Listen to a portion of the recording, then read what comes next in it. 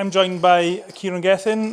Kieran, I haven't spoke to you for a while. I'm guessing the last time most of the viewers watched you was boxing or in the York Hall. Do you want to just tell us about that fight? Give us a bit of a recap. Went 10 round to the points. Went 10 rounds to the points, and the referees gave it a draw on a night. But the referee in the ring, he had a deciding vote, if you like, on the thing. And the boys from London. It was a close enough fight by what everyone said.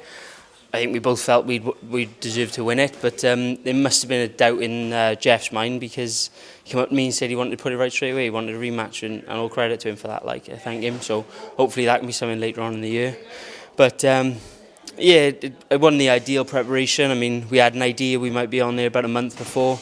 Then we got the confirmation we were in there a week before. And it was just playing catch up then with things like making weight and stuff. So could have been a better prep, and definitely disappointed my opponent changed on the day. Really, I was really looking forward to fighting Lewis Benson. He's a really nice guy, but he had the perfect ranking for me to step up to the next level. And Jeff just felt like a bit of an anticlimax, a little bit of complacency on my part, him being so short, but very tough geezer, and all the best to him in the next round. Yeah, that was part of the Golden Contract tournament, if my memory serves me correct. Just tell people how upsetting it is for a boxer when there is a last-minute change of opponent. Well, I don't know what anecdotal comparison you can draw to it, but maybe it's like you think you're going to go draw Manchester United away in the cup when you're Newport County, and you end up playing Bristol City or something.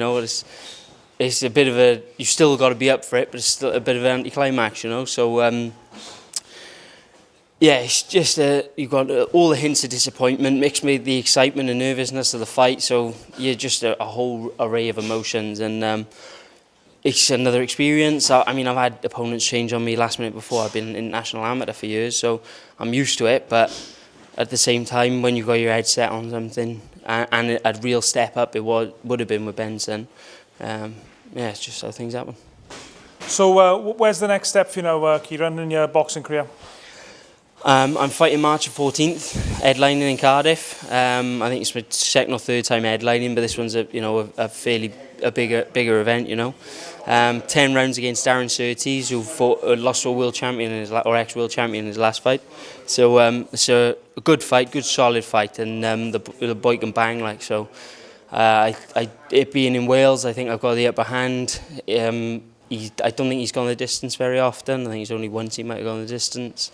But it's definitely going to be a good fight, and I think either one of us win, we're looking at massive fights later on in the year. I really believe that, and that's what I had talked about for me with MTK as well. So I just got to win this, do the job, and get out there for something big. Then I'd love a major title, but even an international title, something like that, gets me on a step up ladder.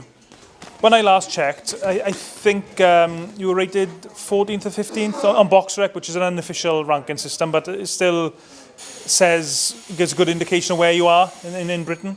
Yeah, I'm ranked number 14 on there. I think I was 13, but someone's taken over me in the time I had a bit of inactivity between Craig Woodruff and Jeff Afori. So I'm in the top 15 in Britain. There's no reason you can't give me a good fight. It seems to be my record, the only thing holding me back. Not enough wins. I think there seems to be some sort of unspoken rule after 10 wins you get the opportunity. So I think this is the right time to move on.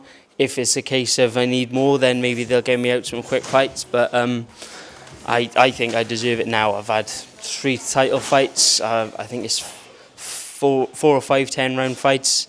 I've got as much experience as anyone, and the most critical person I know said to me the other day, "You seem like a hardened pro now." So after only 13 fights in, I hope that doesn't mean I look like one. But I feel like I've got the experience, and there isn't much I haven't experienced myself. I've won Fight of the Year awards in Wales. I've headlined or co-headlined on Sky.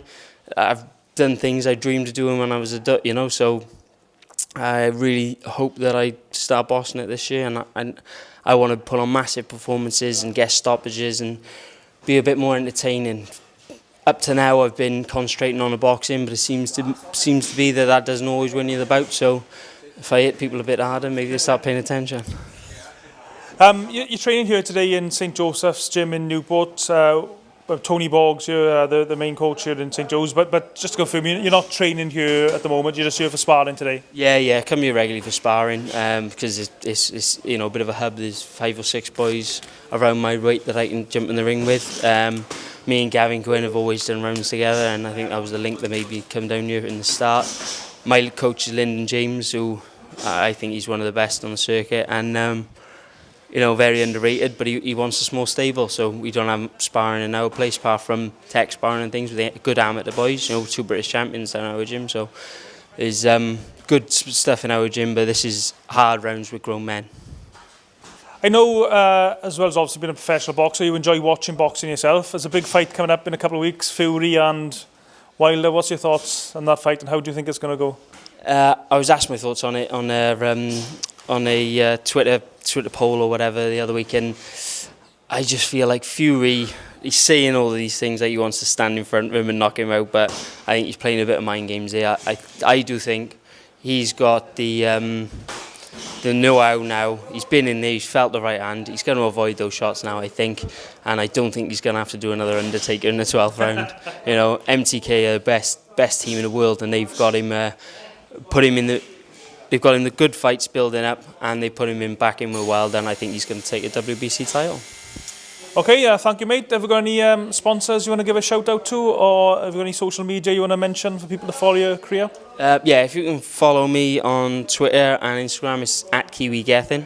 I'm wearing some of my sponsors today, Athletics. Check them out. They're great clothing apparel. You've got Otaki, you got Sensimila CBD oil. They're great as well. And guys, give Yes Cymru a follow on Twitter as well, and you'll find out why. There's a lot of good things about it. It's getting all Brexit and political here all of a sudden. Okay, cheers, Kieran. Good luck on the 14th. Yep. Hopefully I'll be down there and catch up with you after the fight. Cheers, mate.